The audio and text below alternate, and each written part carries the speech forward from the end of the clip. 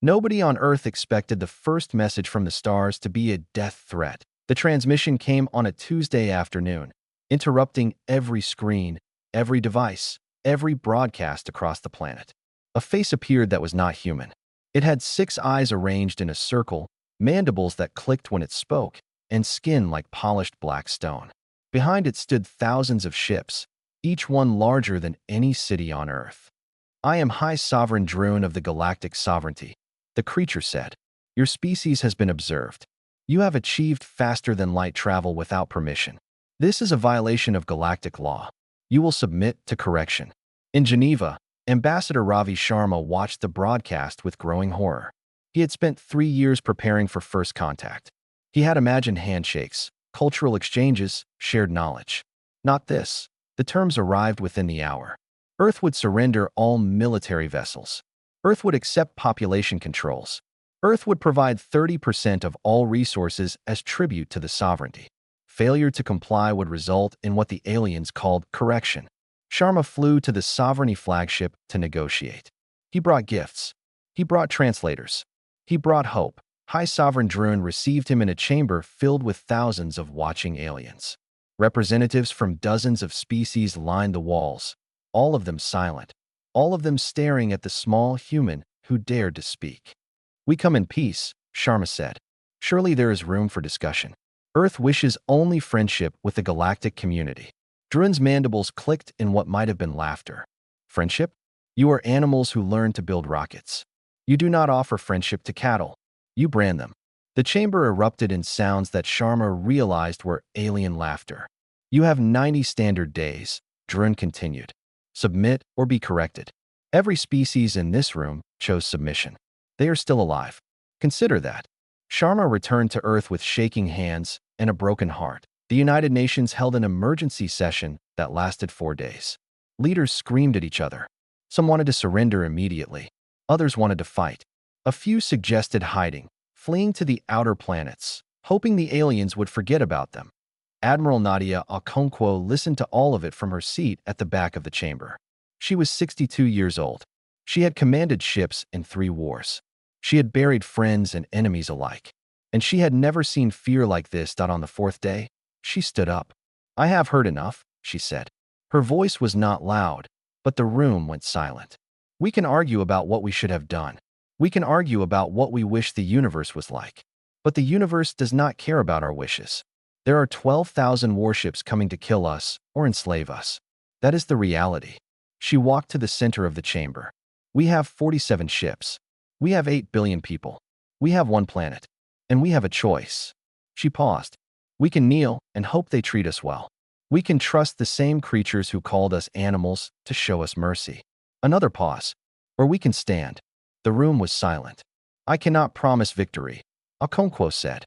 "I cannot promise survival. But I can promise this. If we fight, they will remember us. If we fight, every species in that chamber will know that humans do not kneel. And maybe, just maybe, that will matter to someone out there who has forgotten how to stand." The vote was unanimous. Earth would not submit. Counselor Mira Anderson delivered humanity's response to the sovereignty. She kept it simple. "We decline your terms. We are not cattle. We are not tribute. We are human. And we do not kneel." High Sovereign Drune received the message with something that might have been surprise. No species had refused correction in 180,000 years. He had expected begging. He had expected negotiation.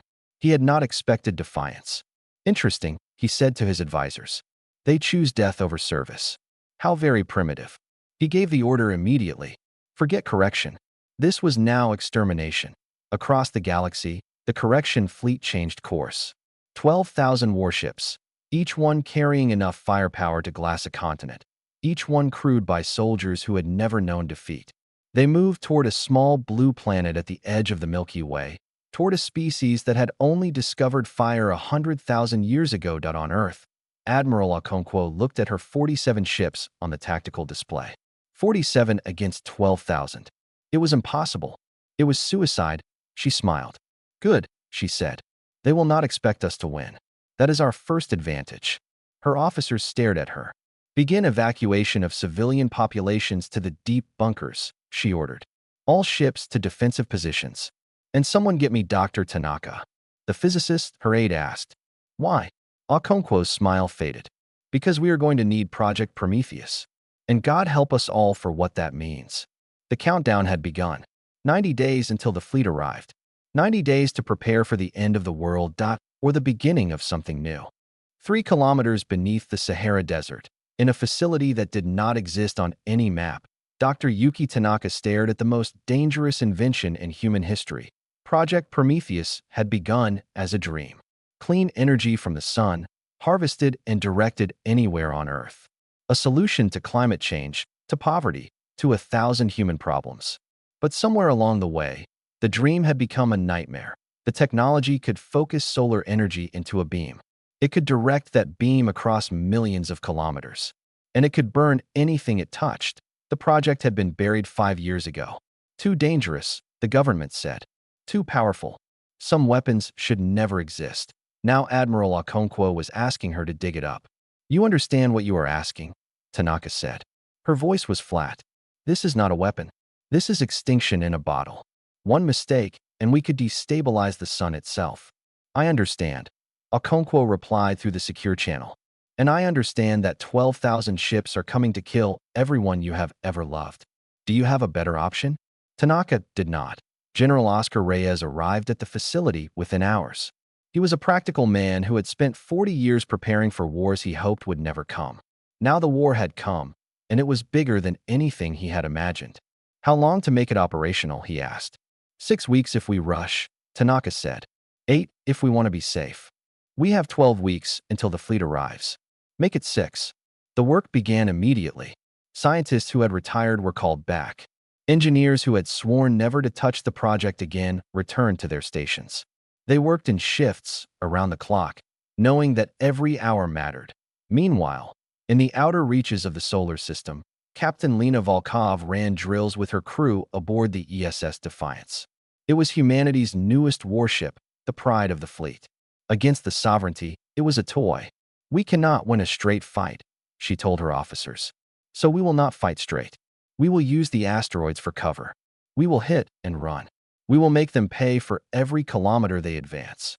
Her first officer looked skeptical. And then what? We delay them a few days? A week. Volkov smiled. A week might be enough. I have heard rumors about something called Prometheus. She had no idea what it was. But she knew that Earth was not giving up. And that was enough. Across the galaxy, others were watching. In a hidden station between stars, 12 alien merchants gathered in secret. They called themselves the Assembly, and they had spent centuries quietly opposing the sovereignty. Earth is doomed, one of them said. No species has ever survived a correction fleet. We should not risk our position by helping them. Perhaps, said another, a tall creature with silver skin and 4 arms. But have you seen their transmissions? They are not begging. They are not running. They are preparing to fight. Foolish. Or brave. When was the last time you saw bravery in this galaxy? The Assembly sent a secret message to Earth. They could not provide ships or weapons, but they could provide information. The sovereignty's fleet deployments, their communication codes, their weaknesses, and they provided something else. A warning. In 180,000 years, the sovereignty has conducted over 400 corrections, the message read. Species who submitted were enslaved. Species who resisted were exterminated. Not reduced, not conquered, exterminated. Every man, woman, and child. Every record, every memory. The sovereignty does not leave survivors. Admiral Okonkwo read the message and felt cold. They are not coming to teach us a lesson, she said. They are coming to erase us. The final weeks passed like a fever dream. Civilians poured into underground bunkers. Soldiers said goodbye to families they might never see again. Ships moved into position around Earth, Mars, and the asteroid belt. And beneath the desert, Project Prometheus came online. That on the last day, before the fleet arrived, Tanaka stood before the control console and ran the final tests. Everything worked. The Sunfire lances were ready. Satellites near Mercury would capture and focus solar energy, directing it wherever she pointed. She had the power to burn worlds. God forgive us, she whispered. The correction fleet entered the solar system at sunset, Earth time. 12,000 ships, spreading across the darkness like a swarm of metal locusts. They broadcasted their arrival to every screen on the planet. High Sovereign Drune appeared once more. His 6 eyes glittered with something that might have been pleasure. "Your defiance ends now," he announced. "Watch as we burn your cities and learn your place.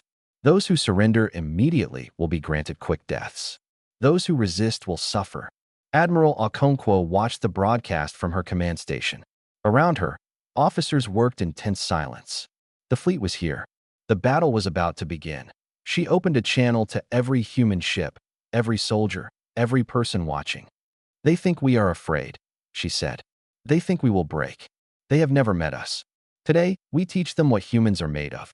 Today, we fight for every person who ever lived and every person who ever will. Hold the line." Captain Volkov heard the message aboard the Defiance. She gripped her command chair and looked at her crew.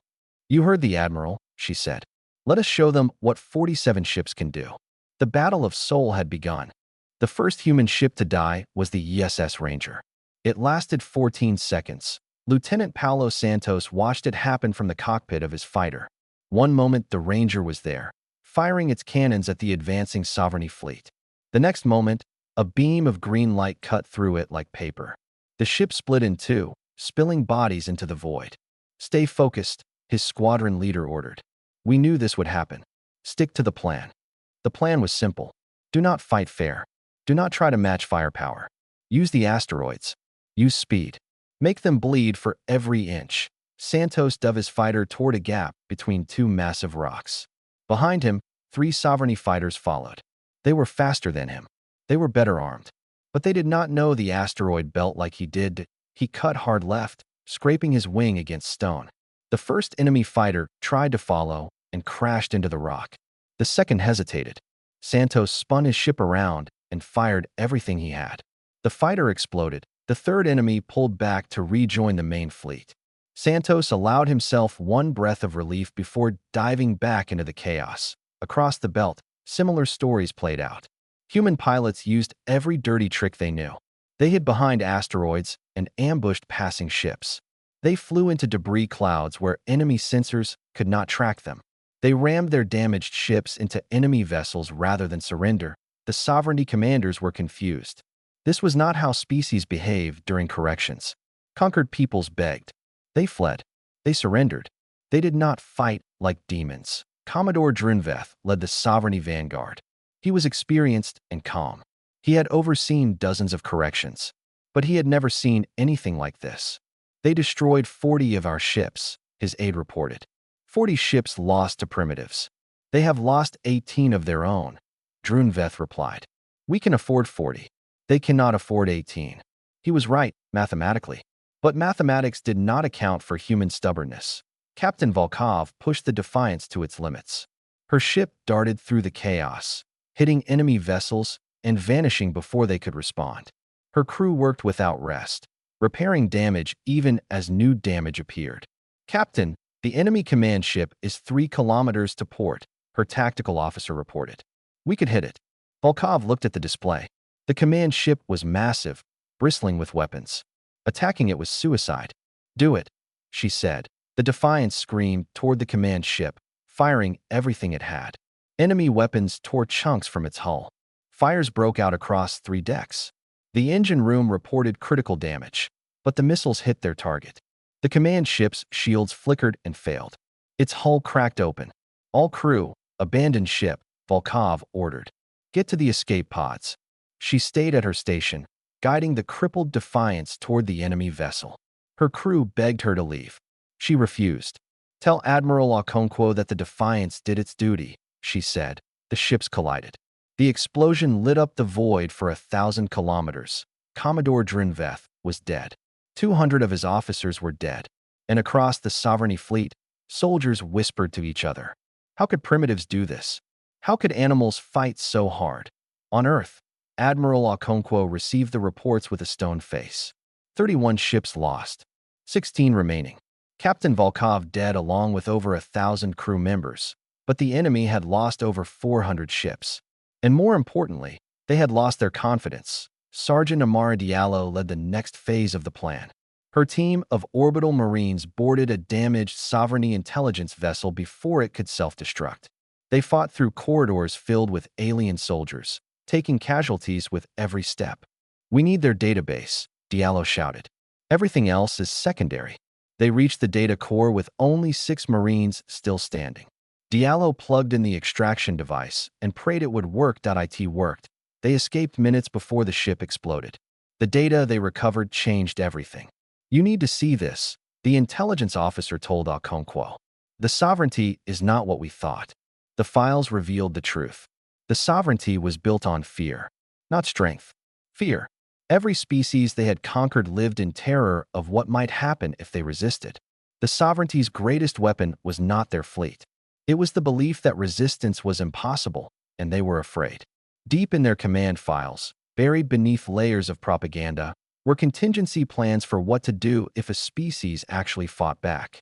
If multiple species fought back together, the sovereignty had spent 200,000 years making sure that never happened. "They are not invincible," Okonkwo said slowly. "They are bullies, and bullies are cowards."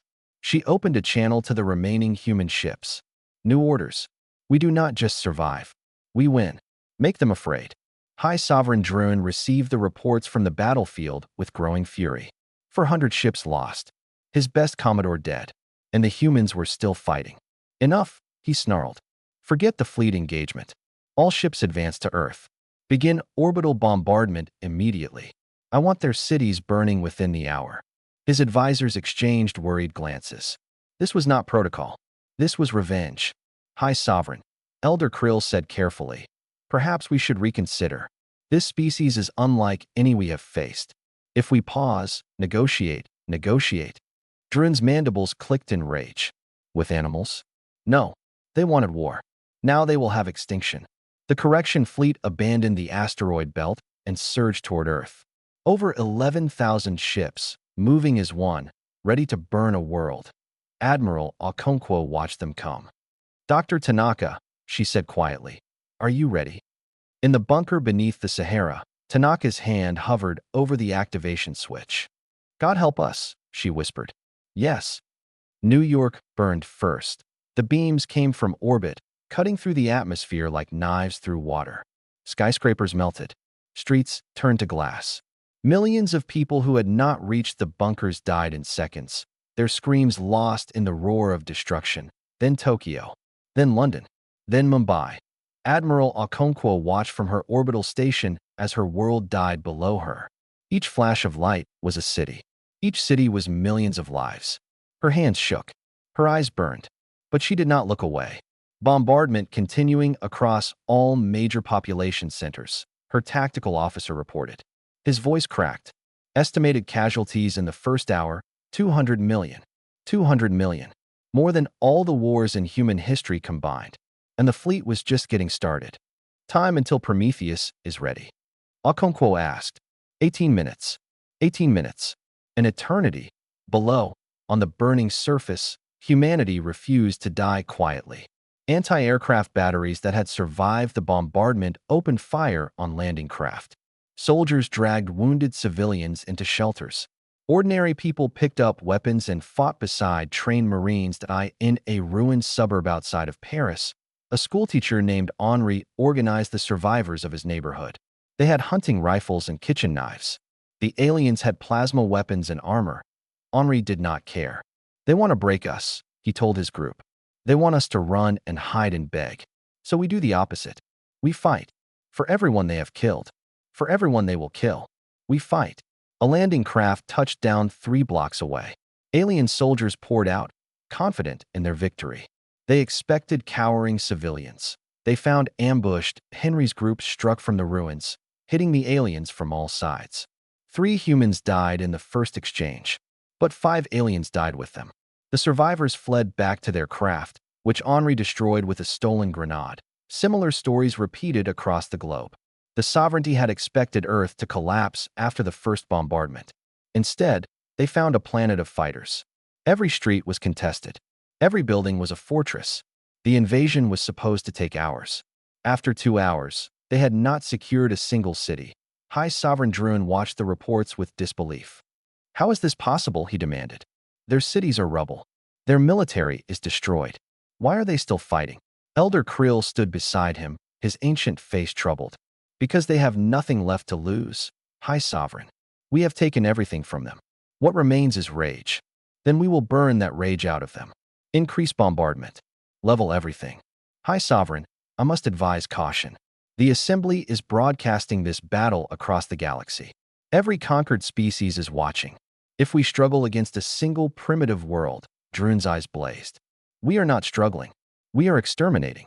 And when Earth is ash, no one will dare question us again. He gave the order. Every ship focused its weapons on the planet below.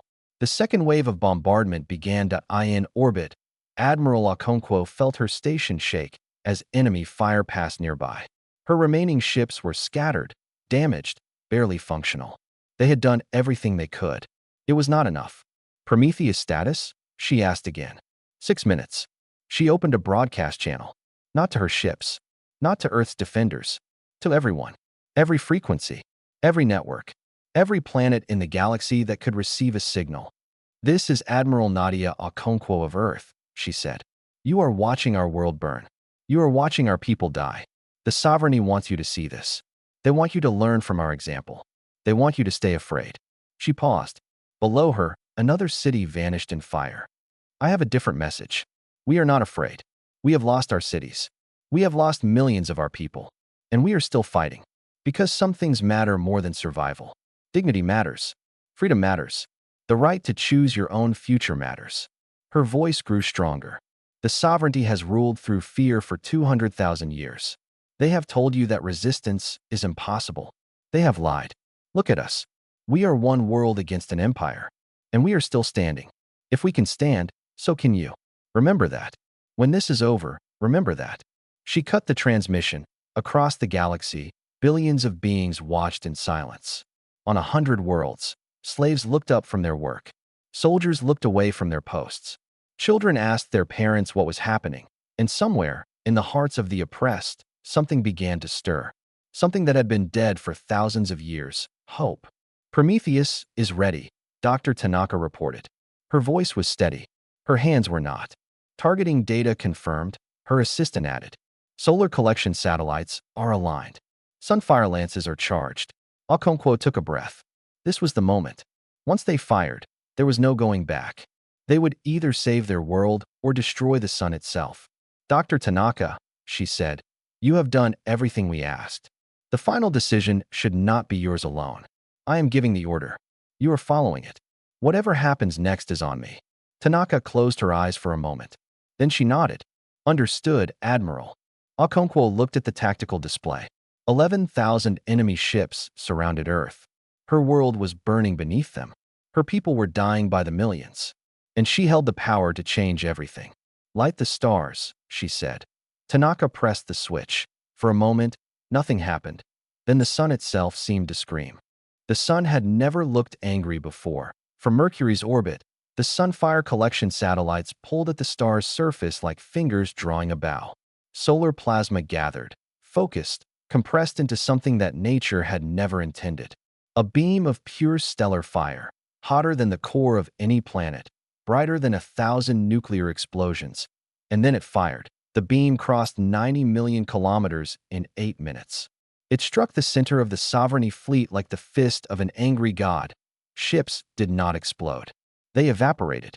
6,000 vessels, each one carrying thousands of crew members, each one bristling with weapons that could destroy cities, simply ceased to exist. Their shields meant nothing. Their armor meant nothing. Against the focused rage of a star, nothing meant anything. High Sovereign Drune had 1 second to see the light approaching.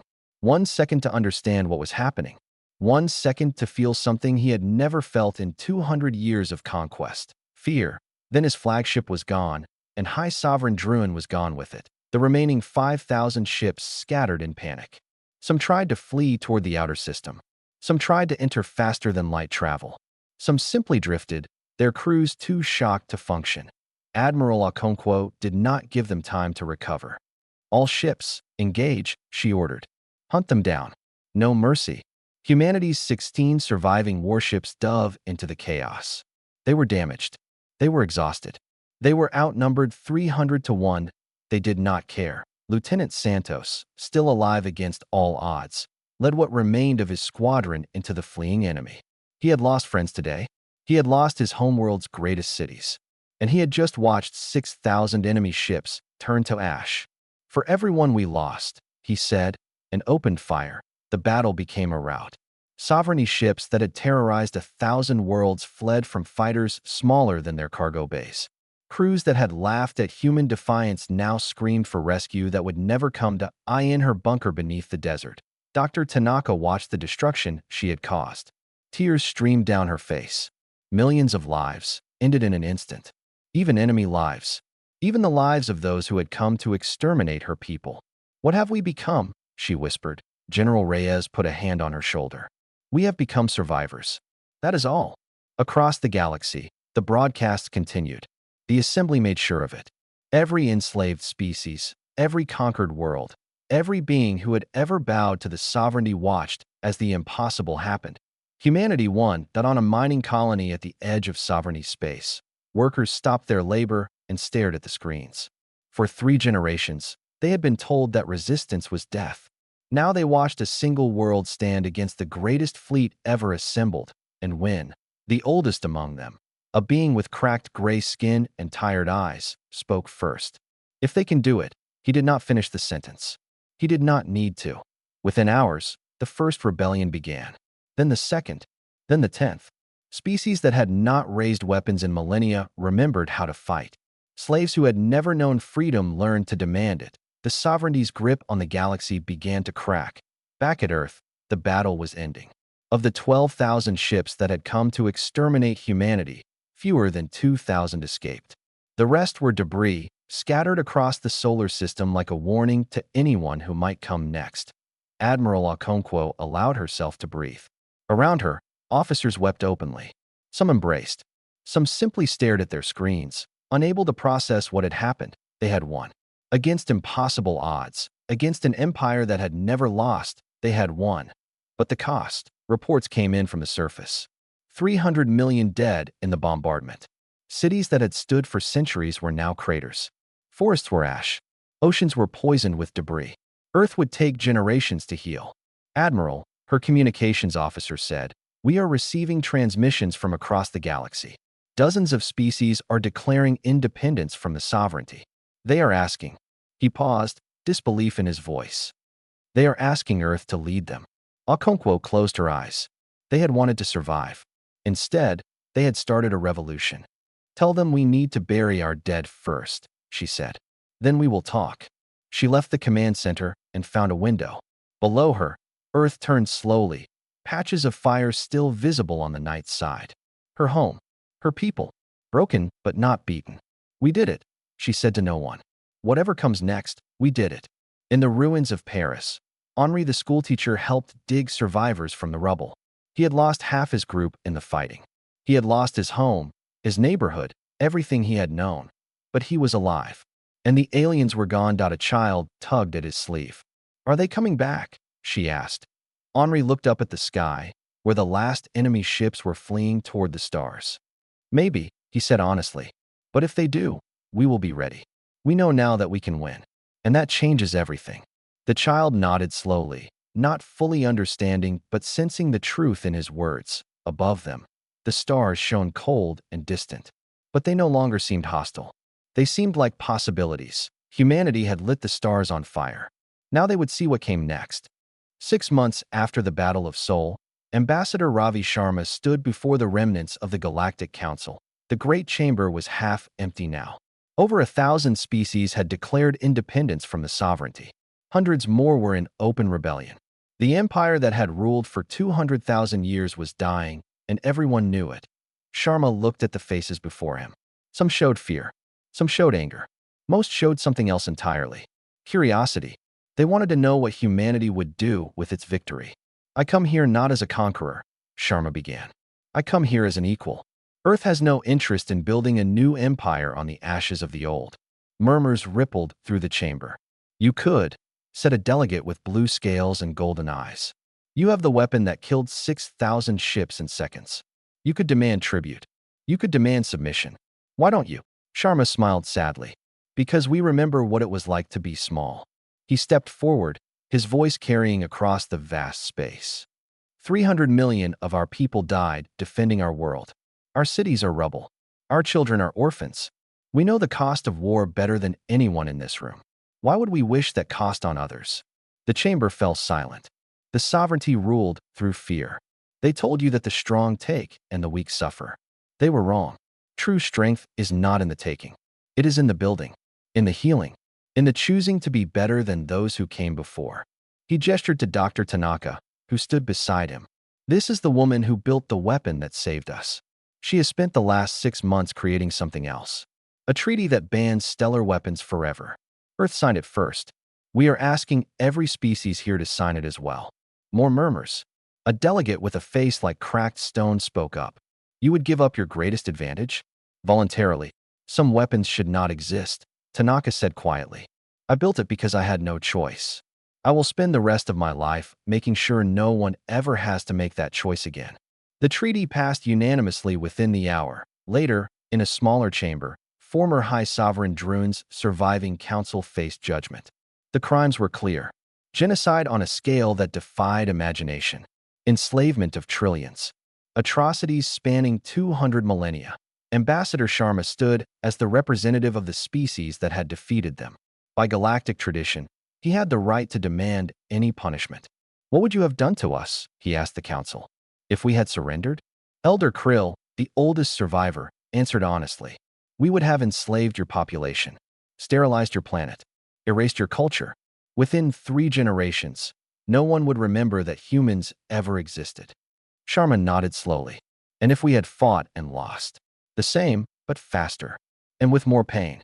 The chamber held its breath, waiting for humanity's revenge. You will face justice, Sharma said. Fair trials, transparent proceedings, punishment appropriate to your crimes, determined by the beings you wronged. He paused. You will not be tortured. You will not be enslaved. Your species will not be exterminated. That is not who we are. Krill stared at him with eyes that had seen empires rise and fall. Why? After everything we did to you. Because the cycle has to end somewhere. Because vengeance breeds vengeance forever. Because our children will inherit the galaxy we leave them. And we want them to inherit something worth having. The trials took months. Thousands of sovereignty officials faced judgment. Some were imprisoned. Some were executed for the worst crimes. Many were simply released to rebuild their worlds under new governments. The Galactic Council was dissolved. In its place rose the Galactic Assembly, where every species, no matter how small, had an equal voice. Earth did not lead it. Earth did not want to lead it. Admiral Okonkwo retired to oversee the rebuilding of Earth's cities. She spent her days planting trees where towers had once stood. Sometimes she looked up at the sky and remembered the ships that had come to destroy her world. Sometimes she smiled. Years passed. Earth healed. New cities rose from the ashes, different from what had come before. Alien visitors became common, coming to see the small world that had changed everything. On a warm evening in the rebuilt city of Paris, a group of alien children visited a memorial. It was a simple thing, a wall of names stretching for kilometers. 300 million names. Every human lost in the battle of Soul. Their teacher, a being with silver skin and 4 arms, gathered them close. Who were they? A young one asked, struggling to comprehend the scale of loss. They were people who refused to kneel, the teacher said. When the old powers tried to break them, they stood up. When the galaxy burned their cities, they fought back. And when they won, they did something that no conqueror in history had ever done. What? They helped everyone else stand up too. The children looked at the names in silence. Is that why we are free? Another asked. Yes, that is why all of us are free. A human child joined the group, pointing at a name near the bottom of the wall. That was my grandmother. She flew one of the ships. The alien children gathered around her, full of questions. How did she feel? What did she remember? What was it like? The human child thought for a moment. She said that when everything was burning, she was not afraid. She said she knew that whatever happened, humans would never stop fighting. And she was right. Above them, the stars came out one by one. Not cold anymore. Not distant. Full of life and possibility and hope. Humanity had lit the stars on fire. And in that fire, something new had been born. A galaxy that was finally free.